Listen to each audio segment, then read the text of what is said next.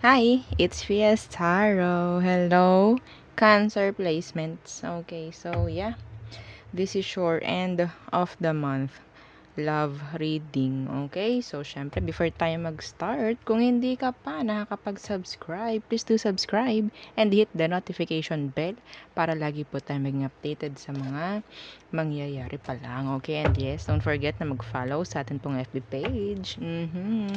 And kung meron pong tanong pagdating sa private reading, just message me po sa atin pong FB page for more info. Okay, so that's Fias Tarot. And yung mga nasabi ko rin na mga friends ko, kung gusto nyong i-try na magparid sa kanila, open naman sila. Okay, so nasan nga ba yun? Hang on. Okay. Wait lang. Okay. Charan! Oh, ito yung kanilang FB page. You can message them sa kanilang FB page. And yeah, follow nyo na rin. Okay, pag may time kayo. So, meron siyang, ang tawag dito, si Wisdom of Thoughts. Meron siyang link doon sa aking community section sa YT. Okay? And, yeah, si Psychofiend. So, yung iba sa inyo, kilala nyo na rin naman siya. Yeah, and yeah, kung gusto nyo magpa-reading din, mind reading, yan, name reading. So, okay, message nyo lang siya sa kanyang FB page. Yeah, lahat naman dito is FB page. Kasi, kailangan. Okay. So, yeah. Let's start Cancer placements. Okay. So, shuffle muna natin. Okay. So, syempre, the person on your mind, no? The person on your mind. Tingnan muna natin kung ano bang meron pagdating sa situation ninyo. Okay. Situation. Cancer, anong meron? Situation.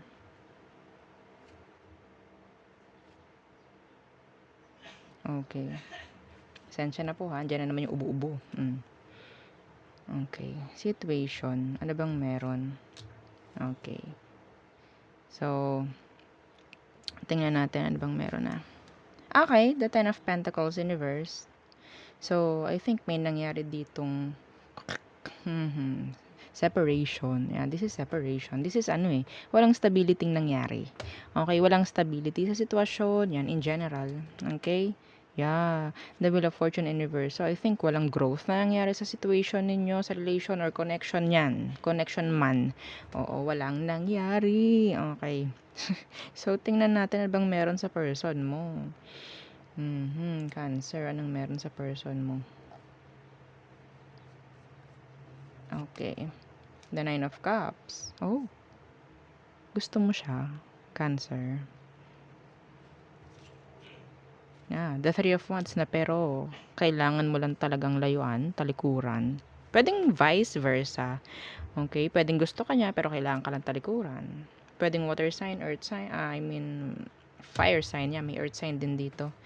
Okay, so tingnan natin ano ba ang totally. Tingnan natin yung totoong emosyon ng taong to sa'yo. Deep down. Okay, emosyon niya pagdating sa'yo ngayon.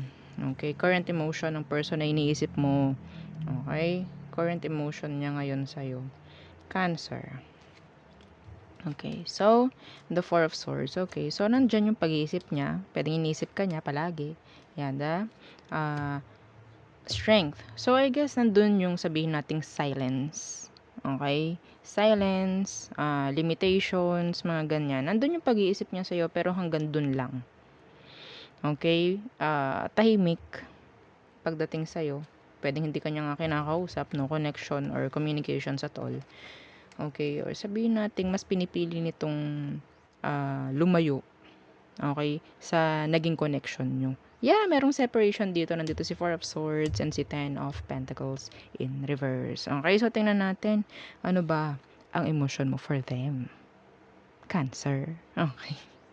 Ano emotion mo for them? Ang sakit ng ulo ko. Okay. Cancer. Anong emotion mo for them? Okay. So, the Ace of Cups in reverse and the Fool. Oh, okay. So, nandun yung takot na maging open. I think some of you meron pa rin still.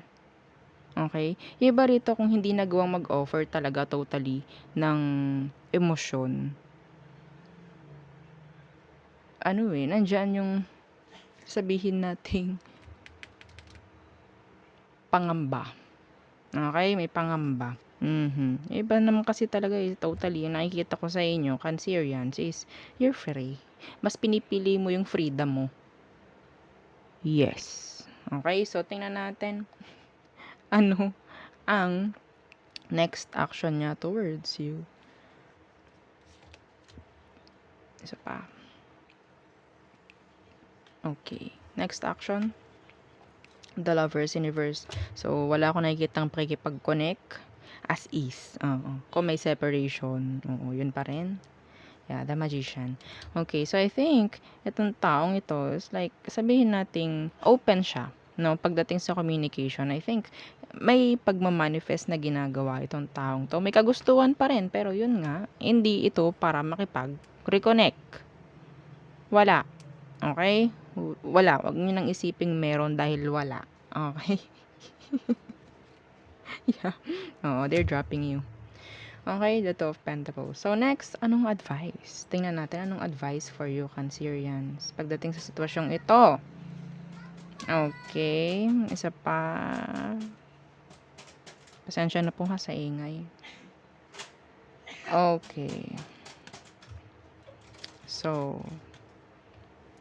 the Five of Pentacles and the Two of Swords in reverse. Okay, so, ang advice dito is decision making. Okay, wag kang maging like sabihin nating poor pagdating sa pagdedesisyon. Okay, iwasan mo 'yun. I don't know if you're talagang nag-iisip ng paraan kung paano makaalis sa ganitong sitwasyon kasi syempre nandito pa rin Okay, parang nandito pa rin. Kailangan mong layuan kung hindi na dapat. Okay, kailangan mong layuan, alisan, magdesisyon kung sa tingin mong hindi na tama. Okay? So, yeah, yun ang nakikita ko. Bakit ganyan? Ang daming maiingay sa paligid. So, yun lamang. Okay? Ang daming gumugulo sa isip ng iba sa inyo. Tulad niyan, ng ingay, magulo. No? So, tingnan natin. Tayo tumungo na sa all signs. Okay, huwag kayong matatakot. Okay, na gumawa ng desisyon pagdating dito. Kung sa tingin ninyo, kahit mahirap, pero sa ikabubuti naman, do it. Wala namang stability akong nakita Wala rin namang patutunguhan No? Okay? So, all signs. All signs are through Pisces. Okay, so Aries. Playing the field. But yeah, they want you. Taurus. Needy. They feel the coldness of the situation. Gemini. Okay, they want stability with you. They want a relationship with you. Cancer. Okay, so isolating themselves. Not talking. Andyan yung awakening, realizations. Leo. Intimidated. Yeah, manipulator for some of you. Virgo. Waiting. Pero wala silang ginagawa kundi maghintay lang. Pag-iisip, nandyan din. Libra. Committed. They want a commitment with you, I guess. Long term for some of you. Scorpio. Okay. So, nararamdaman nila totally yung separation. Okay? Pero I think wala sa kanila, wala sa isip nila na parang bumalik, makipag-reconcile, makipag-reconnect. Okay? Pwedeng sabihin natin unti-unti na parang nagle-lessen na nga, no? Yung kagustuhan ng taong to na maging kayo ulit.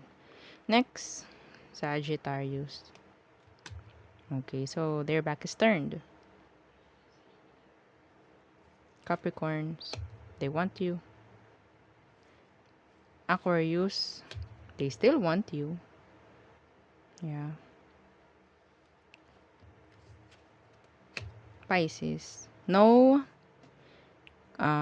messages, no actions at all na manggagaling kay Pisces. Okay, so there, yun ang ating reading for Cancerian placement. So, thank you. Bye!